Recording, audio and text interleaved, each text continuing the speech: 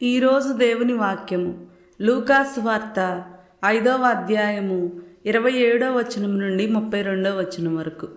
అటు పిమ్మట యేసు అచ్చటి నుండి వెడలి సుంకపు మెట్టుకడ కూర్చుండి ఉన్న లేవి అను సుంకరిని చూచి అతనితో, నన్ను అనుసరింపుము అనెను. అతడు అంతయు విడిచిపెట్టి లేచి ఆయనను అనుసరించెను. లేవి తన ఇంట ఆయనకు గొప్ప విందు చేసెను. అనేక మంది సుంకరులు ఇతరులు ఆయనతో కలిసి విందులో పాల్గొనిరి. అప్పుడు పరిసయ్యులను వారికి చెందిన ధర్మశాస్త్ర బోధకులను సణుగుకొనుచు, సుంకరులతోనూ పాపులతోనూ మీరేలా తిని త్రాగుచున్నారు అని ఆయన శిష్యులను ప్రశ్నించిరి.